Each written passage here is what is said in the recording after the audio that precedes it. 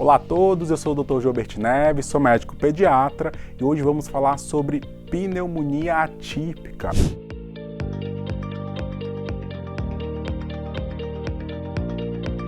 Vamos discutir um pouco sobre pneumonia atípica por meio de um quadro clínico. Então, vem comigo, a gente começa com essa história de um paciente de 10 anos de idade, previamente saudável, que foi levado ao pronto-socorro por conta de uma tosse persistente há cerca de 10 dias. Aqui eu já chamo a atenção de vocês para o tempo de duração desse quadro respiratório, ou seja, tem um quadro um pouco mais arrastado. Além dessa tosse, o paciente tem uma febre baixa, intermitente, chegando ali por volta de 38 graus Celsius, associado a outros sinais e sintomas.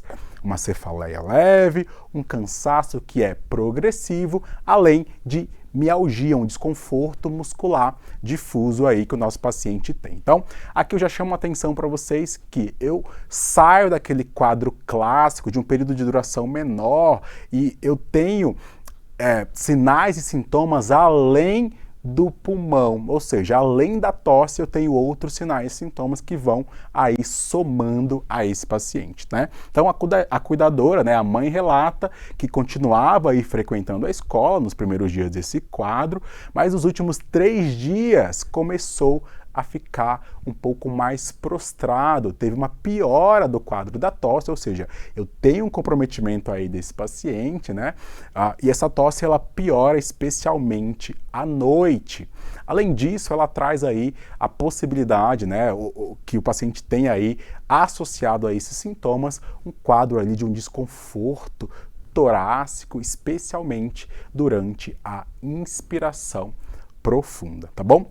Além disso, nega vômitos, diarreias ou outros sinais mais relevantes. Então, eu tenho essa história clássica arrastada, 10 dias de história, uma febre ali baixa, intermitente, eu vou começando a ligar aí o meu alerta para uma potencial pneumonia, tá bom? Vamos entender como que é o exame físico do nosso paciente. Percebo que está com estado geral regular, tem uma frequência respiratória de 28 incursões respiratórias por minuto. Quando a gente faz a ausculta pulmonar desse paciente, eu percebo que tem estertores finos bilaterais, predominantemente da base desse paciente, sem ronco, tá bom? Não é uma ausculta pulmonar que me chama a atenção ou tão rica assim, né? Eu tenho uma alteração, mas nada que me preocupa só olhando para essa ausculta de uma forma isolada. Além disso, o meu paciente não tem sinais de desconforto tão graves assim, então não tem tiragem ou batimento de asa nasal, satura bem, 96% de saturação em ar ambiente e tem aqui nesse momento uma temperatura de 37,8.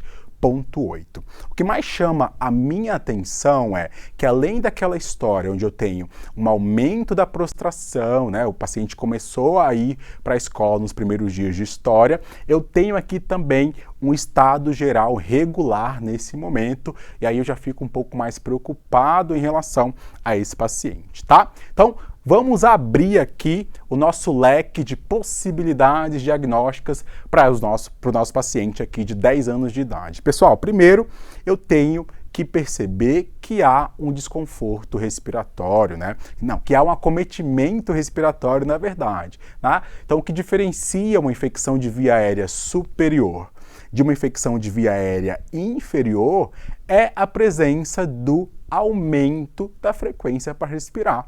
Então, o paciente tem uma taquipneia. E diante de uma taquipneia, eu preciso abrir os diagnósticos diferenciais. Aí eu vou pensar numa pneumonia, uma pneumonia adquirida na comunidade, né? E aí pode ser uma pneumonia típica ou uma pneumonia atípica. Dependendo da faixa etária do meu paciente, eu tenho que pensar que eu estou diante de uma criança com uma infecção viral, e aí a gente entra no grande espectro de possibilidades, que é a bronquiolite viral aguda, e aí o vírus sincicial respiratório sendo o carro-chefe aí como agente etiológico dessa infecção, mas aqui a gente percebe aqui diante do cenário que a gente viu para esse paciente específico, abrimos esse leque de possibilidades de diagnóstico diferencial. Infecção viral prolongada é uma possibilidade? É uma possibilidade, mas desde que a história, com o passar do tempo, ela tem uma melhora progressiva, né? Então, 10 dias de história em piora fala pouco a favor de um quadro viral, tá bom? Quando a gente fala de coqueluche, a gente tem as fases bem caracterizadas de coqueluche, né? O paciente tem aquele guincho de tosse, pode ter um período de cianose, um desconforto mais importante. Então aqui também na nossa história e no exame físico não teve aquela história clássica de um paciente com coqueluche, tá bom? Um quadro asmático, 10 anos de idade, opa, mas a minha ausculta não tinha isso, né? Não chamava atenção para isso. Vamos voltar aqui na ausculta? Então, a ausculta, ó, estertores finos bilaterais. Então, não tinha um sibilo importante, né? E um desconforto respiratório também não foi identificado no nosso paciente, tá bom? Uma pneumonite aqui por alguma exposição ambiental. Na minha história não tem nenhum dado que vai me chamar a atenção para isso, então a gente pensa aqui nesse quadro de uma pneumonia inicialmente, a gente pensa em uma pneumonia atípica por conta do quadro arrastado, do tempo de evolução que esse paciente tem, que é diferente do que acontece com as pneumonias típicas, tá? Então aqui deixamos um lembrete para vocês. Então, a evolução arrastada, sintomas sistêmicos leves, né? Então, cefaleia, um pouco de mialgia, a febre mais baixa, a ausência de uma condensação ou um estertor clássico ali fino, que é o característico, isso tudo vai nos guiar para o diagnóstico de uma pneumonia atípica, e aqui o nosso agente etiológico principal é o Mycoplasma pneumoniae, perfeito? Então, pessoal, pensei aqui na possibilidade diagnóstica para o nosso paciente, é uma pneumonia atípica. Joubert, e aí? Quais são os exames que eu preciso para fazer o diagnóstico dessa condição? Pessoal, pneumonia, o diagnóstico é clínico. Se eu tenho uma criança completamente estável, eu não preciso, na grande maioria das vezes, de exames complementares, tá bom? Então, eu quero trazer para vocês aqui como seriam os exames solicitados em pacientes nos quais exista essa indicação, ou seja, paciente que tem uma internação que é indicada, o paciente que tem uma gravidade maior, né? Então, como seria aí exames complementares úteis dentro desse contexto, tá bom? Começando com o hemograma, a gente pode ter, diante desse quadro clínico, um hemograma que pode ser normal ou que tem um comprometimento ali importante, com discreto aumento ali em relação aos leucócitos, tá? PCR, então, é uma prova inflamatória muito inespecífica, mas que em algumas condições podem nos auxiliar, indicando ali um processo inflamatório, infeccioso que esse paciente tenha. A gente pode utilizar esse PCR também como marcador de acompanhamento dessa evolução, né, para aqueles pacientes que vão ser internados, para entender como está sendo a resposta desse paciente ao tratamento. Atenção ao raio-x de tórax. Então, tem um infiltrado difuso, um padrão mais reticulado ou micronodular, tá? Sem uma consolidação clara, que é clássica do pneumococo, daquela pneumonia típica. Então aqui, quando a gente fala do micoplasma, da pneumonia atípica, eu não tenho essa consolidação muito bem estabelecida na grande maioria dos pacientes com essa condição, tá bom? O sonho de todo mundo seria ter acesso a essa sorologia ou PCR para o micoplasma, né? Então não é um exame laboratorial amplamente disponível, especialmente nos serviços públicos de saúde, né? No pronto-socorro, ou até para algumas situações onde tem uma pneumonia mais grave, em alguns estados a gente consegue fazer a dosagem aí desse PCR ou dessa sorologia para o micoplasma, tá? Teste rápido para o vírus respiratórios, em algumas situações, aí nos últimos anos, tem ficado mais acessível, a gente tem conseguido perceber que vários outros lugares têm esse painel viral, né? Então, geralmente, quando a criança vai ser internada por um quadro respiratório, painel viral é mandatório para que a gente entenda ali qual é o perfil do vírus que esse paciente tem, ou se tem ou não um vírus, né? É importante lembrar da possibilidade de co-infecção entre bactérias bactéria e vírus. Então aqui eu poderia ter basicamente um paciente que tem uma sorologia ou um PCR positivo para Mycoplasma, mas não anula a possibilidade do meu paciente também ter uma sorologia, um teste rápido positivo aqui para um painel viral positivo para algum vírus aqui, um metapneuma ou um vírus sincicial respiratório, pensando em uma co-infecção bactéria e vírus, tá bom? Então aqui é o geral do que eu esperaria de um exame laboratorial de um paciente com pneumonia atípica, tá bom? Pessoal, outro ponto importante é o tratamento, tá? Para esse paciente que, por mais que esteja com um estado geral regular, mas não tenha um comprometimento respiratório importante, a gente poderia fazer sim para esse paciente um tratamento em regime ambulatorial, ou seja, orienta o paciente para casa, um retorno ali nas próximas 48, 72 horas e vejo como esse paciente está evoluindo. E claro, já mostro para vocês quais são os sinais de alarme para esse paciente, perfeito? Então, tratamento da pneumonia atípica. Atenção, macrolídeo. Opa! Temos uma novidade aqui, porque, em geral, quando a gente está tratando pneumonia, a gente fala sobre as penicilinas, né? Mas aqui, para pneumonia atípica, eu preciso ter no meu radar aí que eu tenho que pensar em um macrolídeo, tá? Temos duas alternativas, né? A primeira, a azitromicina. A gente começa ali com 10 mg quilo no primeiro dia, tá? E aí depois a gente vai fazendo uma transição para 5 mg quilo dia por mais 4 dias. Tempo de tratamento, 5 dias para o nosso paciente pediátrico, perfeito? A alternativa para esse paciente, a gente tem a claritromicina, que aí a gente pode estender por um período um pouco maior, então 10 dias. Eritromicina, pouco utilizada nesse cenário, mas também é uma alternativa e aí depende de como é o acesso que você tem a essas drogas aí na sua região, tá? Então, uma opção mais antiga, com uma menor tolerabilidade, geralmente, é a eritromicina, tá bom? Pessoal, a astro costuma funcionar super bem, o paciente tem uma boa resposta, tempo de tratamento de 5 dias, não tenho o que discutir e boa aceitação do nosso paciente, perfeito?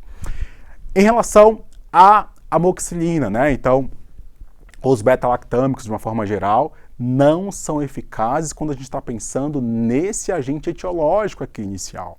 O que pode acontecer em algumas situações, tá? Então, um paciente que tem um tempo de evolução menor, então uma criança chegou com 2, 3 dias de quadro respiratório, tem taquipneia, fiz a ausculta ali, tô na dúvida, acho que é uma pneumonia, opa, vou começar o tratamento para esse paciente, em geral com amoxicilina, esse paciente vai para casa e volta. Mas aí esse paciente pode voltar não tão bem. Ou seja, por quê? Não vai responder. O quadro clínico desse paciente era de uma pneumonia atípica, era um micoplasma, então não tenho uma resposta favorável ao uso aqui da amoxicilina, tá bom? Então, outro ponto importante é lembrar que a hidratação desse paciente é importante, o uso do antitérmico também deve ser orientado de uma forma bem racional, conforme a necessidade desse paciente, além dessa reavaliação a cada ali por volta de 48, 72 horas, tá bom?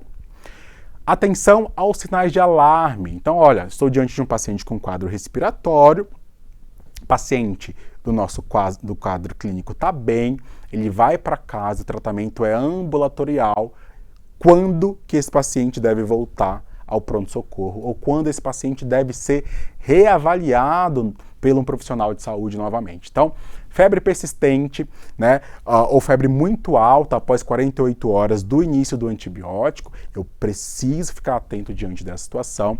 Paciente com desconforto para respirar, então tem uma taquipneia, tem uma cianose, tem uma tiragem, ou seja, o paciente teve uma piora. Por quê? Quando o paciente estava aqui com a gente olhou lá atrás no exame físico, ele não tinha nenhum sinal de desconforto para respirar. Então o paciente teve uma piora progressiva, atenção, atenção, eu preciso aí ficar preocupado e esse paciente precisa voltar e ser reavaliado, tá bom?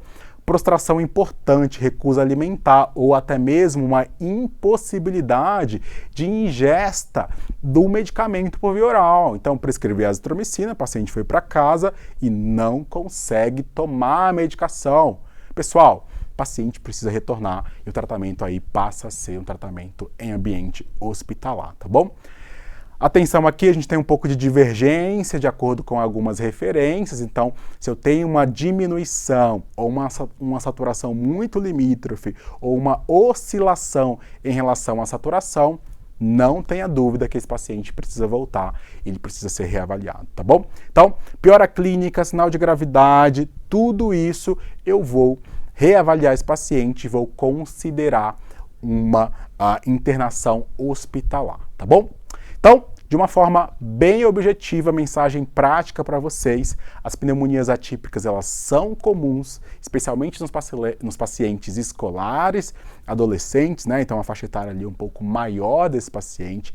Porém, atenção, a Academia Americana de Pediatria no último ano soltou uma nota, um alerta também na rede social, da possibilidade de crianças com faixa etária menor também estarem sendo infectadas por a Mycoplasma pneumoniae, tendo ali uma pneumonia atípica também. Então, na prática clínica, o que a gente tem visto? Algumas crianças também, menores de 5 anos, estão sendo infectadas por Mycoplasma, estão tendo aí um quadro clínico de uma pneumonia atípica, tá bom?